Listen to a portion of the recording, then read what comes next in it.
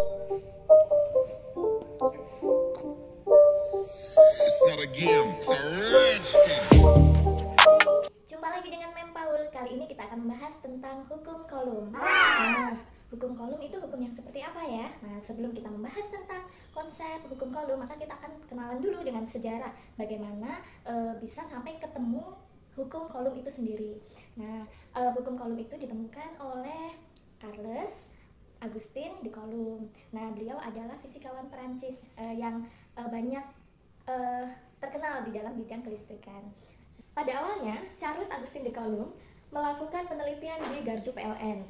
Kemudian dari penelitian itu dia menemukan bahwa karakteristik benda jika muatannya sama maka akan tolak-menolak, tapi jika muatannya tidak sama atau tidak sejenis maka dia akan tarik-menarik. Tidak hanya berhenti di sana, Coulomb adalah seorang ilmuwan, maka dia melakukan percobaan terus-menerus. Setelah mendapatkan karakteristik dari kedua muatan tersebut, Coulomb melakukan penelitian kembali dengan cara memperbesar atau memperkecil salah satu dari muatan tersebut. Setelah dia perbesar, kemudian dia perkecil, sambil tetap memperhatikan gaya yang dihasilkan dari masing-masing perubahan variabel yang dia lakukan. Ternyata Coulomb menemukan bahwa semakin besar muatan, maka gayanya juga akan ikut menjadi besar. Lalu semakin kecil muatan, gaya Coulomb yang dihasilkan itu juga semakin kecil. Jadi Coulomb menyimpulkan bahwa gaya itu sebanding atau berbanding lurus dengan besar muatan dari kedua. Dari hasil penelitian merubah variabel tentang jarak tadi, dijauhkan atau didekatkan, Coulomb menemukan bahwa gaya berbanding terbalik dengan kuadrat jaraknya. Semakin jauh jarak dari kedua benda, maka gayanya akan semakin mengecil pangkat duanya. Namun jika kedua jarak ini semakin dekat, maka gayanya akan membesar sebesar pangkat 2. Nah, maka dari situ Coulomb menyimpulkan bahwa gaya itu berbanding terbalik dengan jarak dari kedua muatan yang dikuadratkan. Sehingga Coulomb sudah memiliki dua persamaan, yaitu yang pertama, gaya sebanding atau berbanding lurus dengan besar muatan kedua benda. Kemudian yang kedua, Coulomb menemukan bahwa gaya memiliki hubungan berbanding terbalik dengan kuadrat jarak dari kedua muatan. Tidak hanya sampai di sana, Coulomb menyadari bahwa ketika percobaan itu akan dilakukan di medium yang berbeda, misalnya di ruang hampa, kemudian di dalam air, kemudian di udara terbuka seperti ini, pasti nanti akan menghasilkan nilai atau hasil yang berbeda. Sehingga Coulomb menemukan suatu konstanta K yang disebut itu ya. Nah, dari hasil perhitungan gaya, kemudian jarak kedua muatan yang kemudian berbanding terbalik dengan kuadrat jarak dari kedua muatan, menemukan bahwa suatu konstanta itu memiliki nilai yaitu 9 dikali 10 pangkat 9 Newton meter kuadrat per Coulomb kuadrat. Oke, dari sejarah penemuan hukum Coulomb yang barusan kita bahas tadi, maka sekarang kita menemukan bahwa hukumnya adalah F sama dengan K dikali dengan Q1 dikali dengan Q2 kemudian dibagi dengan R kuadrat. Nah, asal-muasal penemuan dari persamaan ini adalah dari jalan cerita yang tadi.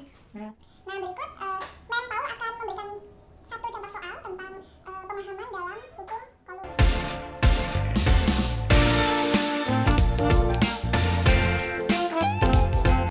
apabila diketahui dua buah benda,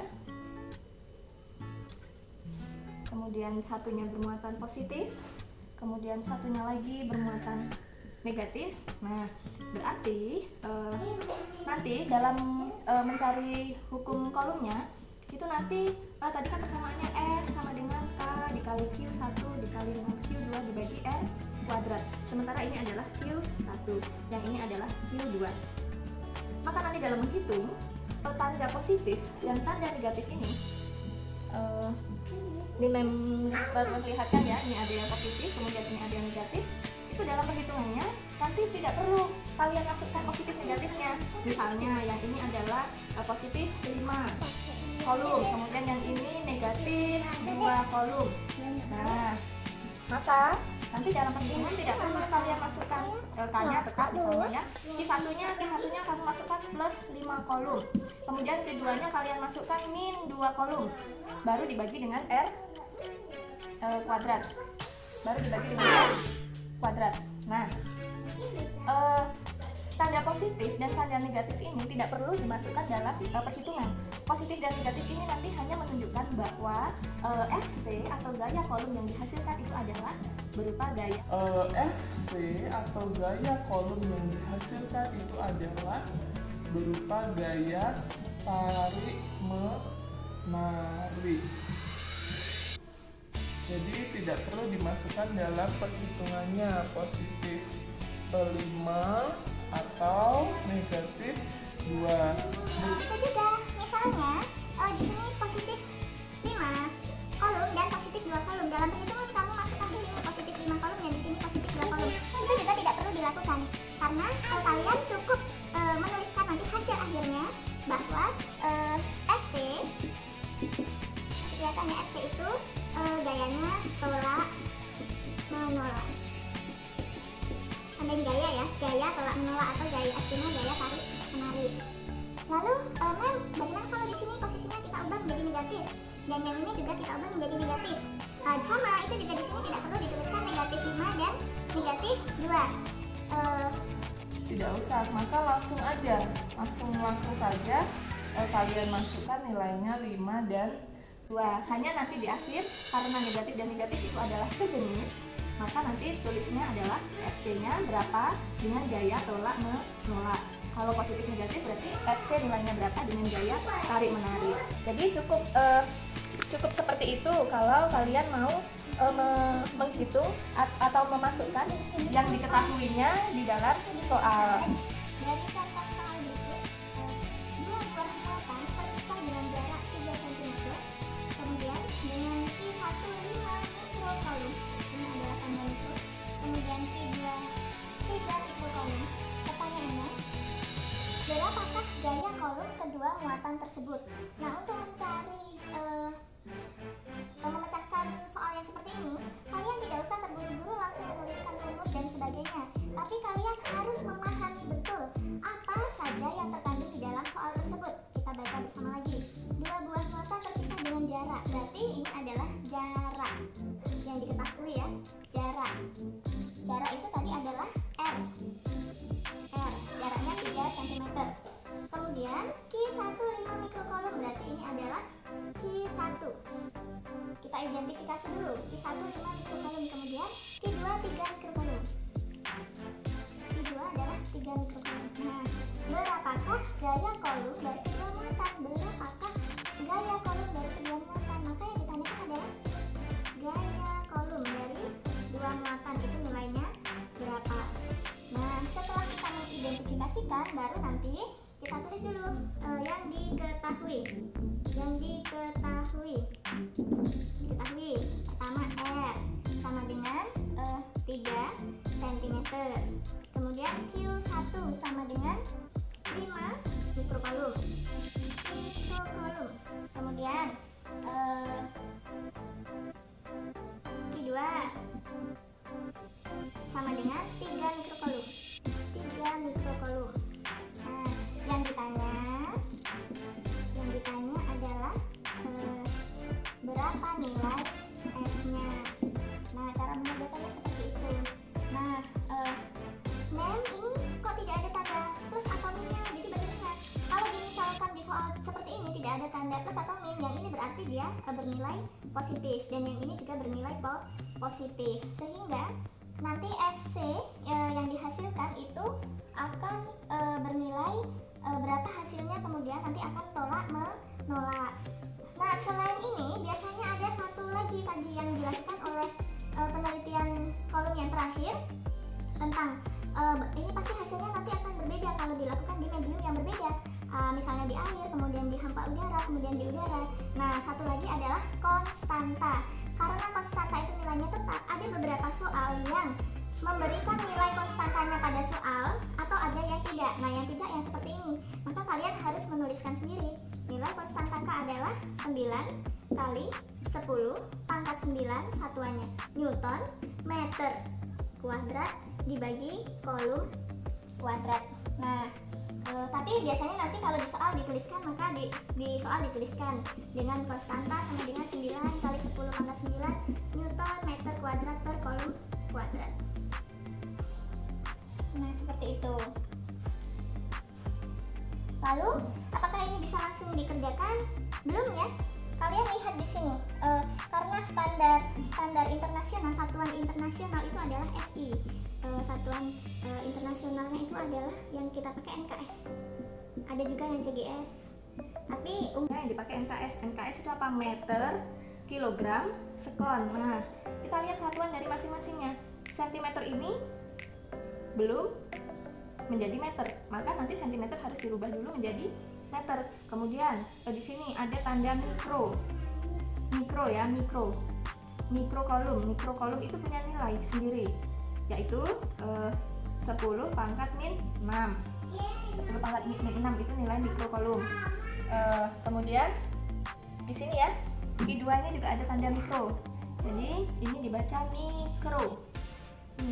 Nah, mikro kolom, C-nya kolom. Nah, mikro itu nilainya adalah 10 pangkat min 6. Maka nanti dia menjadi berubah. Misalnya ini menjadi 3 dikali 10 pangkat min 6 kolom. Begitu juga dengan yang 5 dikali 10 pangkat 6 kolom. Nah, setelah nanti yang sentimeter kemudian yang mikro ini dirubah menjadi satuan internasional NKS, nah baru nanti dimasukkan ke dalam rumus yang tadi sudah kita bahas, yaitu R sama dengan K dikali Q1 kali Q2 dibagi R kuadrat.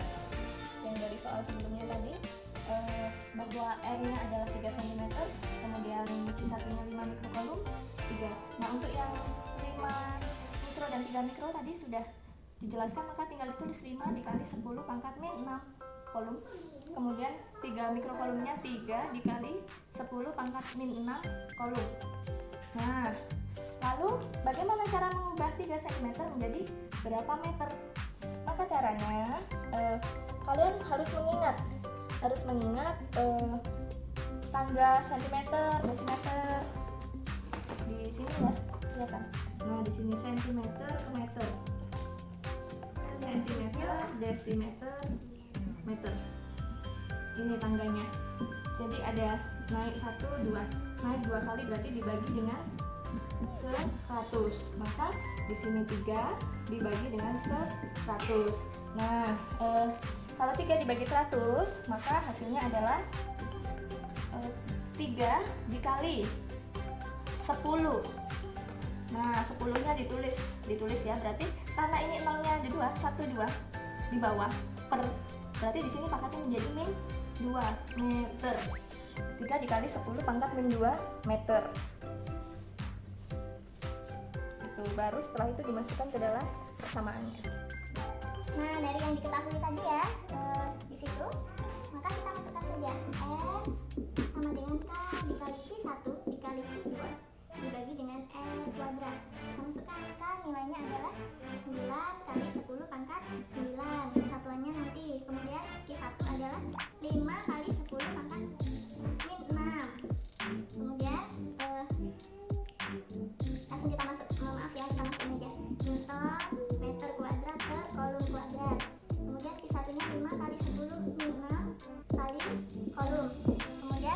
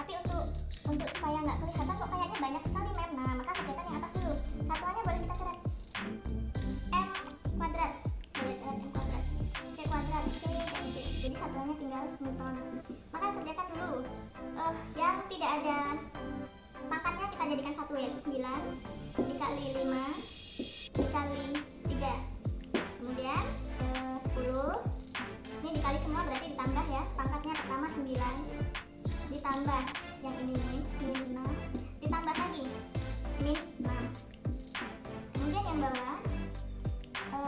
Gampangnya ya, kita tulis dulu aja. 3 dikuadratkan itu 9 dikali 10 pangkat. Kalau dikuadratkan berarti pangkatnya dikali, pangkat min 4. Nah, untuk ini kalian kalau masih bingung nanti bisa mengulang video tentang pengenalan sebelum mempelajari atau materi prasyarat sebelum memasuki tentang hukum kolom ya. Nah, kalau sudah seperti ini karena perkalian semua, ini boleh dicoret daripada susah menghitung. 5 dikali 3 adalah 15 dikali 10, tinggal 9 tambah min. Plus dan min menjadi min, plus dan min menjadi min, maka 9 dikurang 6 dibagi 10 pangkat min 4. Kita selesaikan yang atas dulu, maka 15 dikali 9 dikurang 6 3 dikurang 6 min 3, 10 pangkat min 3. Kemudian kalau pembagian berarti dikurang, berarti dikurang bawahnya sudah min, berarti masukin aja nilainya min 4. Nah, kalau seperti itu berarti hasilnya 15 dikali min 3 dengan min 4, berarti min 3, min dan min 4 menjadi plus 4, berarti min 3 ditambah 4 adalah 1, maka 10 pangkat 1, berarti ini Newton. 10 pangkat 1 Newton itu berapa sih? 10 pangkat 1 Newton. Nah, 10 pangkat 1 Newton itu sama dengan 150 Newton. Nah, ini adalah bagaimana cara mengerjakan. Nah, jangan lupa ini tadi nilainya positif dan ini positif, maka gaya yang ditambahin 150 Newton dengan gaya tolak menolak. Dengan gaya tolak menolak. Jadi seperti itu cara mengerjakan untuk hukum kolom.